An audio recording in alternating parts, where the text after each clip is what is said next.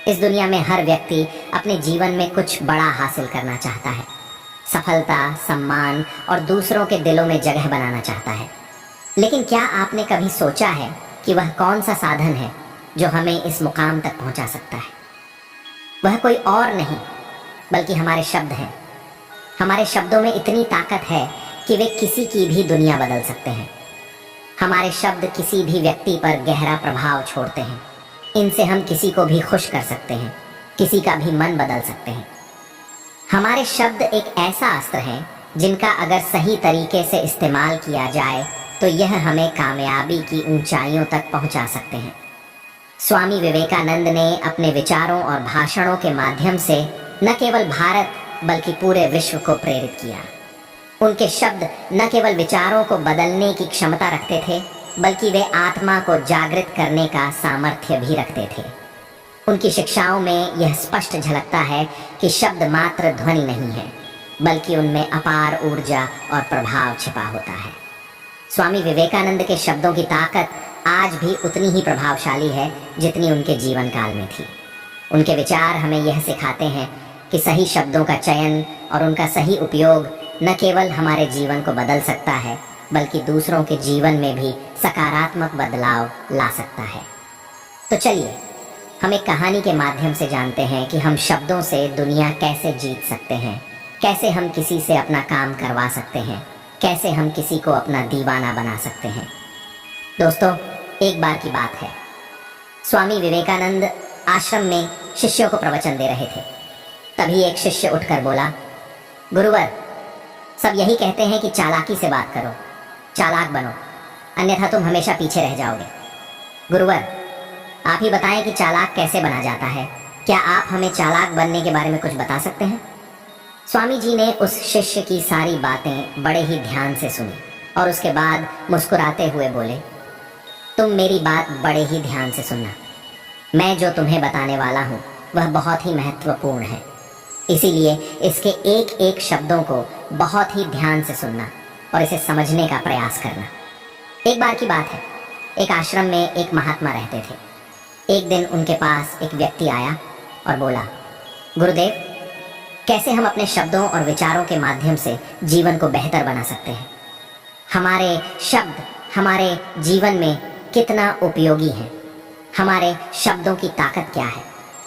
महात्मा उस व्यक्ति की बातों को ध्यानपूर्वक सुनने के बाद बोले, इस दुनिया में यदि कोई सबसे ताकतवर हथियार है तो वो है हमारे शब्द। फिर चाहे वह शब्द लिखे गए हो या फिर बोले गए हो, शब्द एक ऐसा हथियार है जिसका यदि सही समय पर, सही व्यक्ति पर और सही तरीके से इस्तेमाल किया जाए तो आप अपनी पूरी जिंदगी बदल सकते हैं। इतना ही नहीं, यदि हम चाहें तो अपने शब्दों को फूलों की तरह इस्तेमाल कर सकते हैं और चाहे तो तीरों की तरह भी इस्तेमाल कर सकते हैं।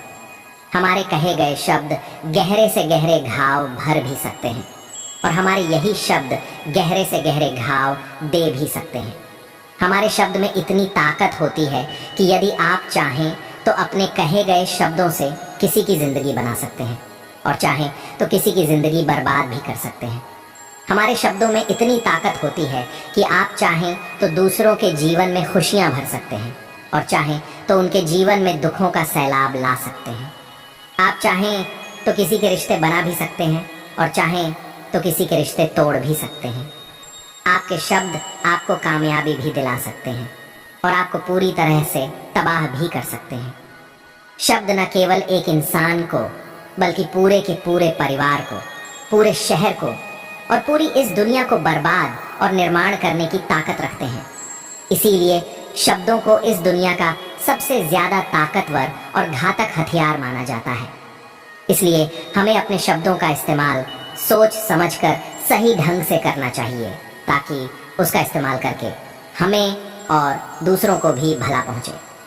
हमारे शब्दों में कमाल का जादू होता है। ये चाहे तो रोते हुए को हंसा दे और हंसते हुए को रुला दे, किसी की दुनिया में खुशियां भर दे तो किसी की दुनिया में दुखों का सैलाब भर दे।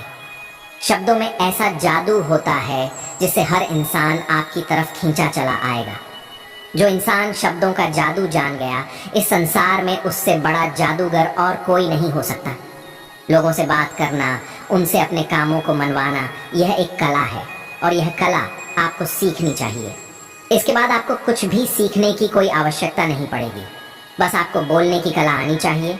उसके बाद हर कामयाबी आपकी होगी। आप जिस इंसान को भी चाहेंगे वह आपकी तरफ आकर्षित होने लगेगा। यह बोलने की कला सीखने के लिए आपको कोई धन खर्च करने की भी आवश्यकता नहीं है। आपने देखा होगा कि कई लोग बहुत ज़्यादा पढ़ाई करते हैं लेकिन उनके पास बोलने की कला नहीं होती है, जिस वजह से वह अपने जीवन में कभी सफल नहीं हो पाते हैं। लेकिन वहीं पर आपने कुछ ऐसे भी लोगों को देखा होगा जो पढ़ाई लिखाई में तो बहुत कमज़ोर रहते हैं लेकिन बोलने की कला में वह माहिर होते हैं और वह लोग अपने जीवन में लगातार सफलता की सीढ़ी पर चढ़ते चले जाते हैं। उन्हें रोकने वाला भी कोई नहीं होता। बोलने की कला सीखना इतना मुश्किल भी नहीं है, बस ज़रूरत है कुछ आदतों को बदलने की और साथ ही अपने नज़रिया में कुछ परिवर्तन लाने की। इसलिए आज हम जानने वाले हैं कि अपने शब्दों का इस्तेमाल हम कैसे कर सकते हैं, अपने शब्दों से हम जिंदगी में कामयाबी कैसे हासिल कर सकते हैं और अपने शब्दों से हम लोगों को अपनी ओर कैसे आकर्षित कर सकते हैं। ऊपर वाले ने हमें 2 कान और 1 मुंह दिया है ताकि हम सुने ज़्यादा और बोले कम।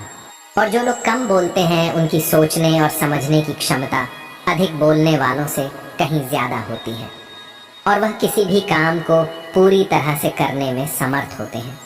इसलिए यदि आप भी जीवन में चालाक बनना चाहते हैं, अपने शब्दों का सही तरीके से इस्तेमाल करना चाहते हैं, तो आपको इन 8 बातों का ध्यान देना होगा।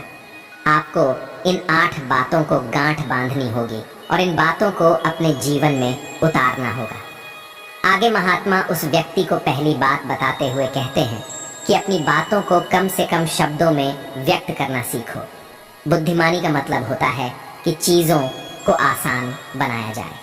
यदि आप अपनी बातों को दूसरे व्यक्ति को कम से कम शब्दों में नहीं समझा सकते हैं तो वह आपकी बात नहीं सुनना चाहेगा। उसे आपकी बातें बोर लगने लगेंगी और वह आपसे दूर भागने लगेगा। आपने देखा ही होगा कि आपके आसपास व्यक्ति जो अपनी बातों को बहुत घुमा फिराकर, बहुत बढ़ा चढ़ाकर बोलते हैं, ऐसे व्यक्ति पर आप कैसा महसूस करते हैं, ठीक वैसा ही वह सामने वाला व्यक्ति आपके लिए महसूस करेगा। क्योंकि आजकल अक्सर लोग बातों को इधर उधर घुमा कर ही कहते हैं।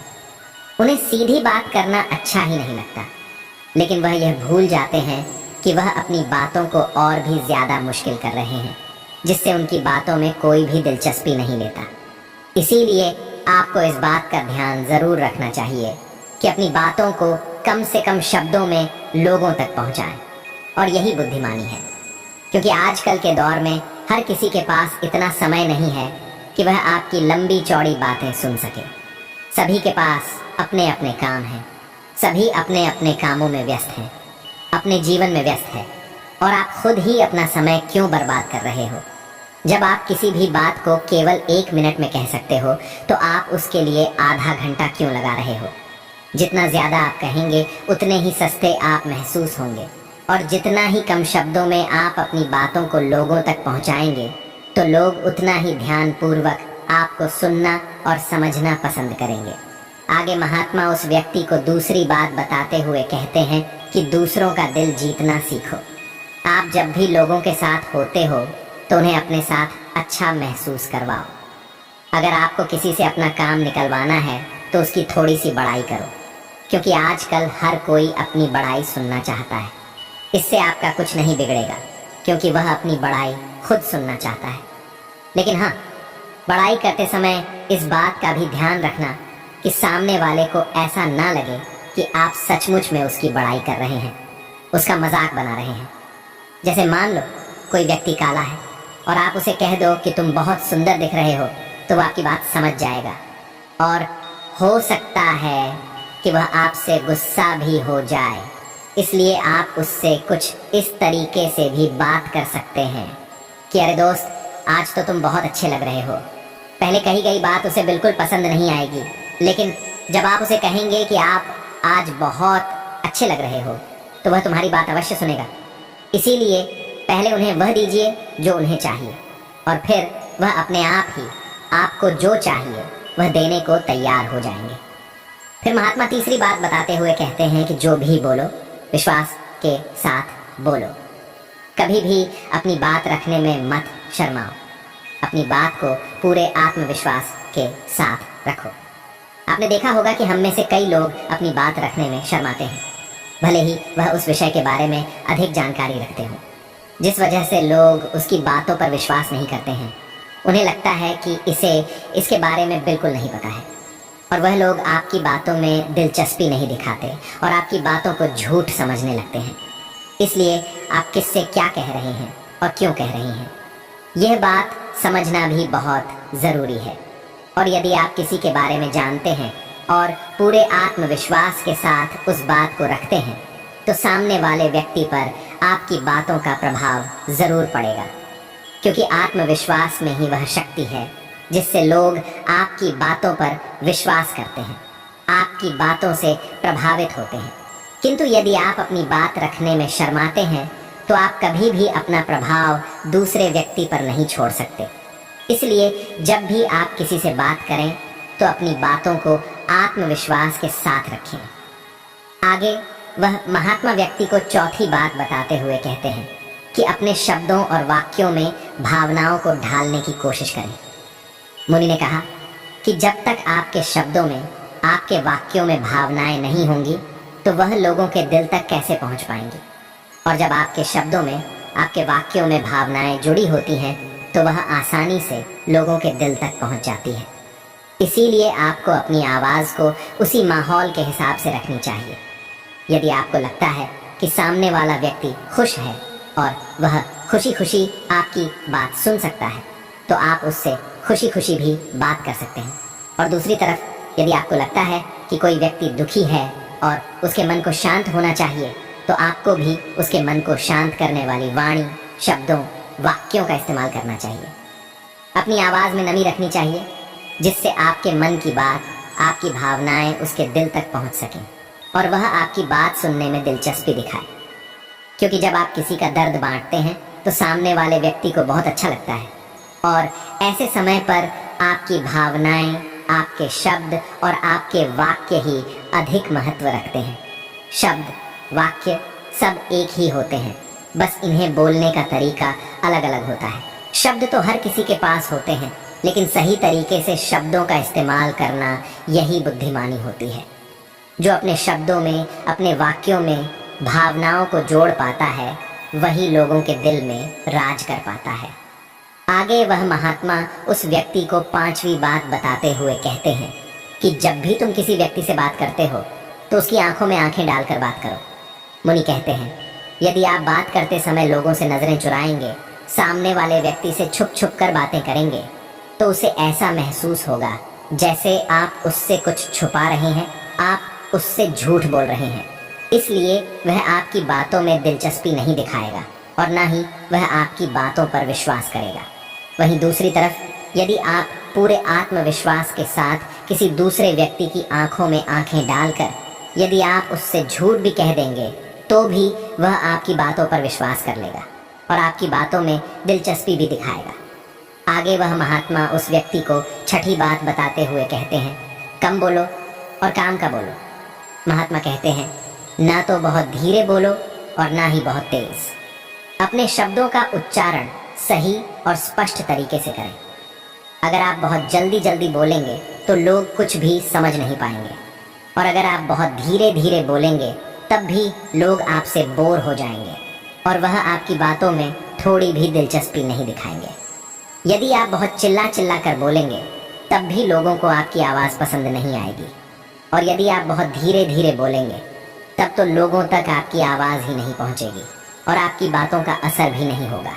इसलिए अपनी बातों और शब्दों को साफ और स्पष्ट रखें, ताकि वह लोगों को अच्छी तरह से समझ में आ सके। फिर सातवीं बात बताते हुए महात्मा कहते हैं कि लोगों की मदद करना सीखो। मुनि कहते हैं कि जब भी आप किसी की मदद निस्वार्थ भाव से करते हैं, तो सामने वाला व्यक्ति भी आपकी मदद करने के लिए अवश्य ही तत्पर रहेगा।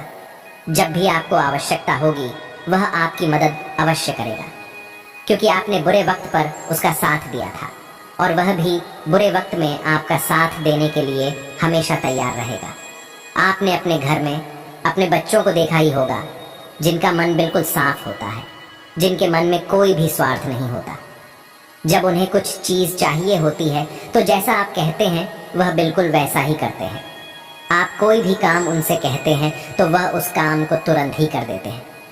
इसलिए निस्वार्थ भाव से लोगों की मदद करना सीखो, जिससे आपके मन को भी शांति मिलती है और आप एक सुकून महसूस करते हैं, और साथ ही आपके सोचने और समझने की क्षमता भी बढ़ने लगती है।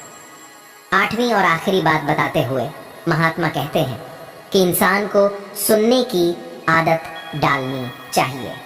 मुनि कहते हैं कि आपने ये देखा होगा कि जब भी आप कोई बात कर रहे होंगे तो बीच में आपके सामने वाला व्यक्ति आपकी बात काट कर आपसे कुछ और ही कहने लगता होगा।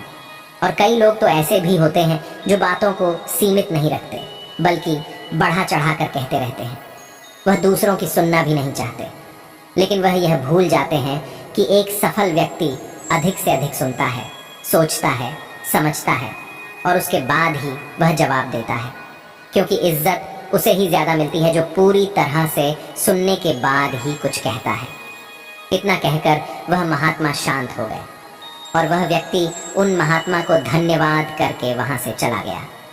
दोस्तों, मुझे उम्मीद है कि आपको यह कहानी पसंद आई होगी। ये कहानी आपको कैसी लगी हमें कमेंट करके अवश्य बताएं, और साथ ही अपने दोस्तों के साथ ज़रूर शेयर करें। वीडियो देखने के लिए आपका बहुत बहुत धन्यवाद।